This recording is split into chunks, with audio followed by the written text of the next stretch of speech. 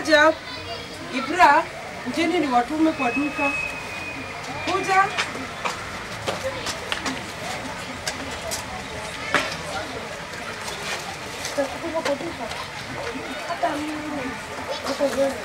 Kuja basi nikutume. Ya sawa, kuja uchukue pesa wewe ununue mabuyu. Ndio ununue mabuyu. Ukishanunua sukari si utanunua mabuyu. Another police officer is introduced to the scene. Note how the matatu driver drops the cash as he drives off and the police officer skillfully picks it up, careful not to raise any suspicion of receiving a bribe. First male officer is seen here stopping this water bowser, and shortly after it drives off, leaving the officer counting how much they had to part with. Operation yields some 40,000 shillings, which would imply the officers collect an average of 40,000 shillings per day on this section of the road. The three officers will be arraigned in court next week. Na ufisadi imeanza huko juu mpaka huko chini. Tusisahau. Ufisadi hata ukienda hapa Kenyatta ndio mtu wako walazwe pia unachota. Kwa matatu zetu.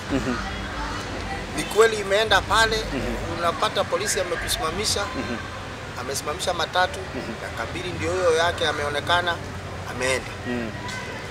Lakini shida ni nini? Shida ni kwamba pia hawa watu wako serikalini ndio pia nao wanachangia hiyo ufisadi. Corruption has become an epidemic, and it's all about me and you. Okay. And it is said that it has become a daily routine. Everywhere we go, every place, every institution, even on our roads, we start witnessing corruption as early as you are being born. Okay. Officers, you're seated there, the matatu you're traveling in, stop aside, somebody will come and pick some money there. So it is something that has been on our mind. Okay. And basically, yeah, the biggest challenge and the biggest problem you have, it is there in our families, in our society, in our community. Okay. Like for example, your neighbor's kid, you send him or her to the supermarket today. Yeah. Tomorrow, you would go again if you're not buying sweet or you're not giving something to go and buy something in the shop.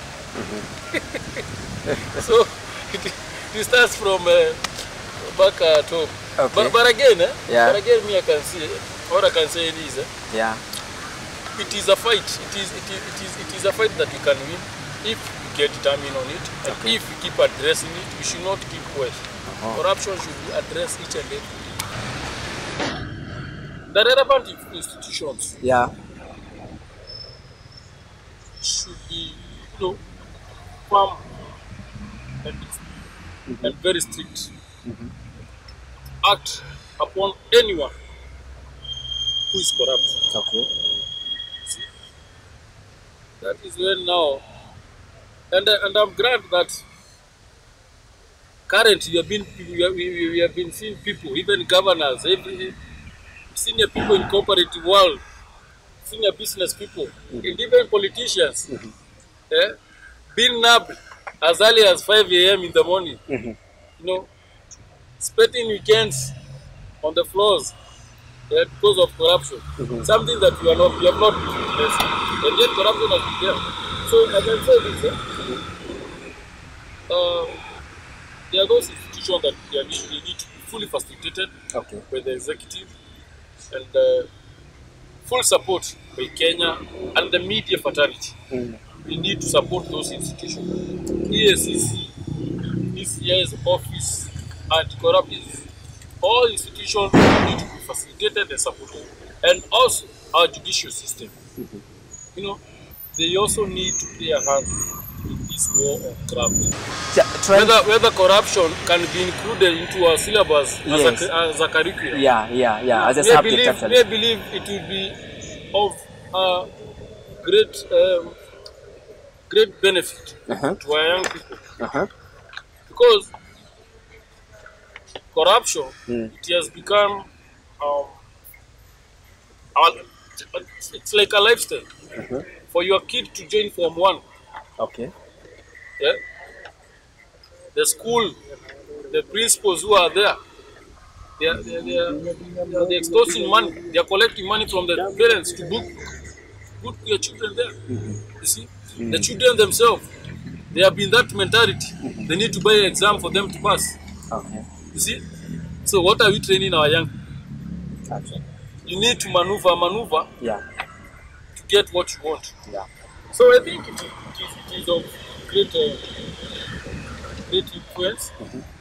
And it is good for our young people to understand from the word good the evil in corruption.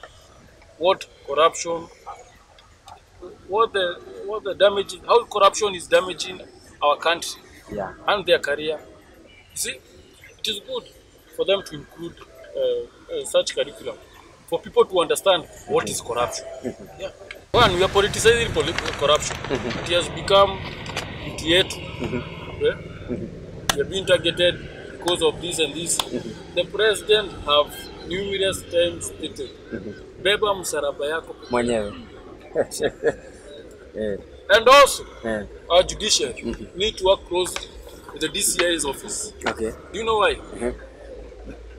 There are those cases that when DCI gives report to execute to that judgment, it is being taken back that no evidence on that file. You see, me I think somewhere in between. I don't know what is happening because we have not heard of somebody being seriously convicted with corruption. You see, they're out there with bail, cash bail, and all manner of things. All these cartels and these corrupt big fish, they always find their ways out of the court corridors. So I am saying we need to strengthen our institution on war, on graft, and being given full support by each and every Kenyan and the executive itself. It should not be a matter of yet this tribe is being targeted, so and so is being targeted. Yeah. Article 59 is very clear. Each and every person has a right of free hearing. Article 58 to access a lawyer. Yeah? And if she or he is unable to get a lawyer, the state will facilitate a lawyer and attach the lawyer to the arrested person. So what I can say is, it's all about ethics. You're all innocent. Each and every person is innocent until proven guilty. Proven guilty. That is where the law profession is coming in. Okay. Yeah.